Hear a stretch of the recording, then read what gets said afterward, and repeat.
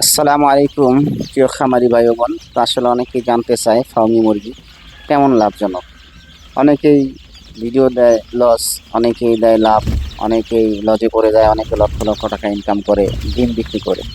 তাই কে কিরকম সুবিধা অর্জন করতে পারবে, কি করলে কেমন লাভ হবে, এই ব্যাপার নিয়ে আলোচনা করবো আজকের এই ভিডিওতে।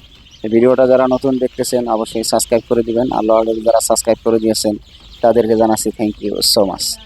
তো সর্বপ্রথম আসলে যদি আপনি ব্যবসা করে লাভ করতে চান তাহলে আপনার সুস্থ সবল বাচ্চা নিতে হবে। এই যে বাচ্চাগুলো দেখতেছেন, একটা বাচ্চা এখানে দুর্বল নাই তেমন করে, একটা বাচ্চা দুর্বল ছিল, বাচ্চাটা ফালাই দিছি আমি সাইডে। আর একটা বাচ্চা আছে সামথিং, দুই একটা বাচ্চা, আর সমস্ত বাচ্চাই সুস্থ সবল।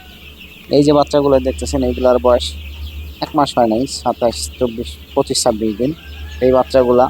আপনারা যদি বাচ্চা আসলে কিনতে চান আসলে তাহলে যোগাযোগ করবেন স্ক্রিনে দেওয়া নাম্বারে। আর যেভাবে লাভ করতে পারবেন অবশ্যই সুস্থ সবল, প্রথম আপনার বাচ্চা নিতে হবে সুস্থ সবল। সুস্থ সবল বাচ্চা নিলে অবশ্যই লাভ করা যাবে।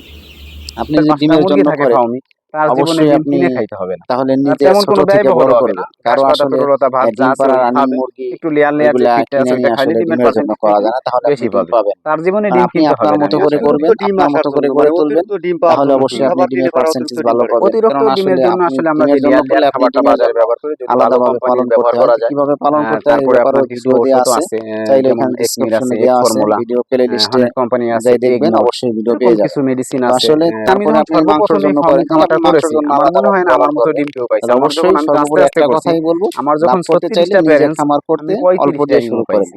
আগে অল্প তো দিয়ে চিন্তা শুরু করেন করেন, তাহলে অবশ্যই লাভ করা পরিচর্যা যাবে, আগে বেশি নেওয়া পরিচর্যায় যাবে না।